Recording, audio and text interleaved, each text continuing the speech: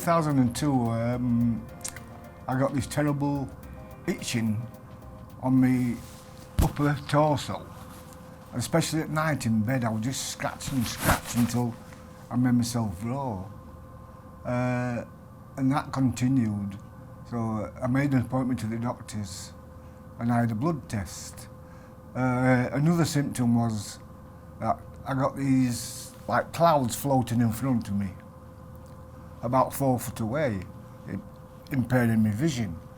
But they weren't always there, they were just there sometimes, especially at dark, in the dark at night. And that was another symptom.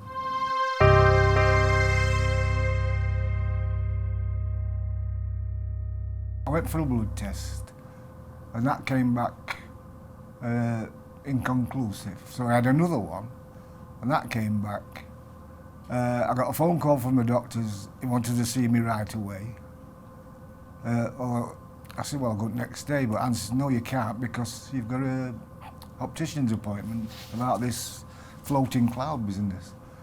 Anyway, they phoned back and said, well, I'll come Wednesday. I got a phone call, said, no, you'll come today. Immediately. So I went to see him. I was straight into hospital. And I was in there for 3 weeks while they did all sorts of tests and different things.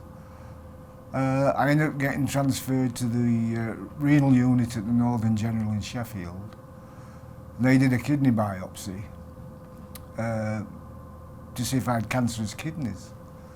But they already knew I'd got myeloma, but they hadn't broke it to me until the 23rd of December, I think it was. I went in hospital on the 2nd of December, and it was the 23rd of December when they told me I got myeloma. And the myeloma had caused the kidney damage. And I had about 33% kidney function at that time.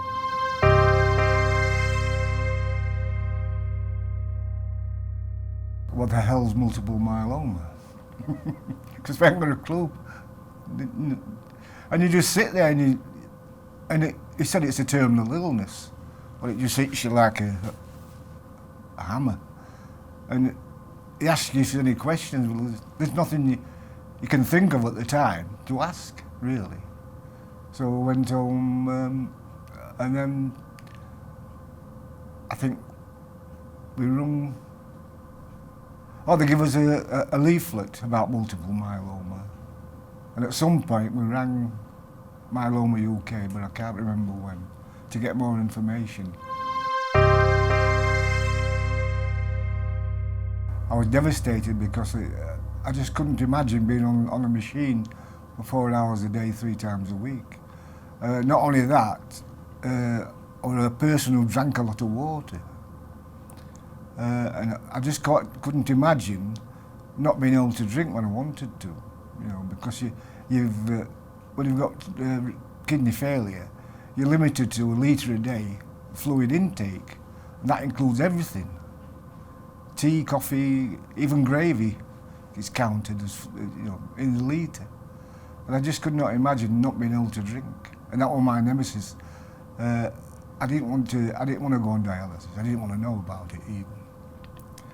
But I managed to stave it off for 4 years, but it came eventually.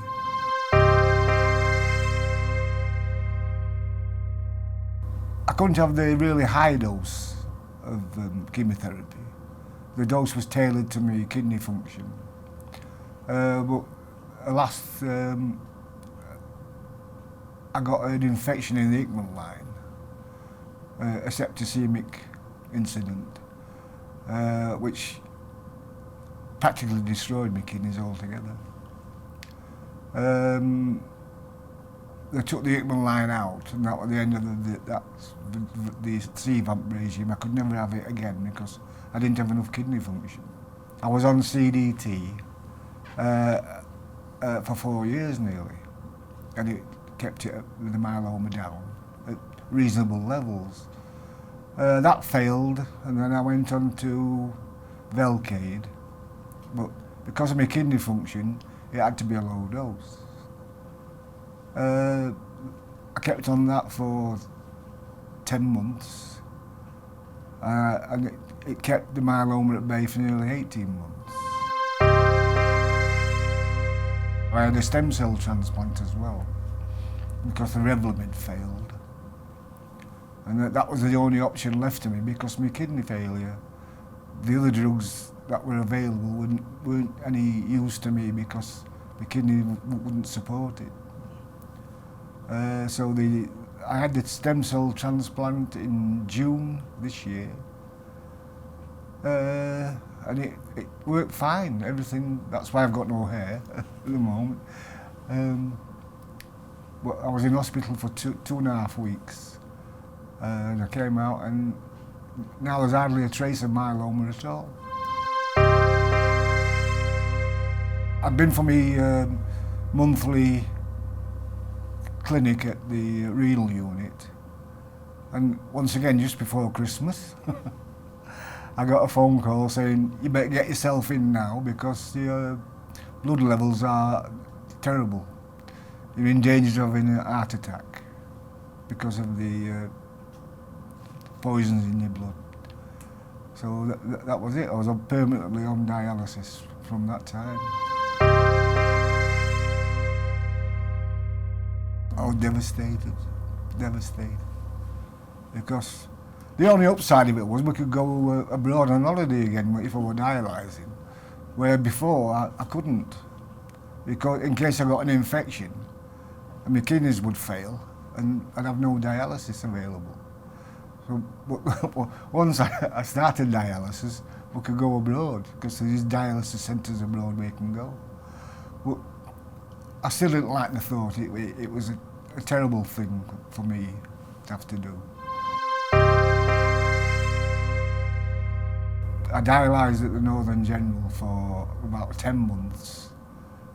Then Anne and I went into the home dialysis training, and Anne learnt to needle me and do the dialysis machine, and then we had one installed at home, and I've dialysed at home up to April in this year.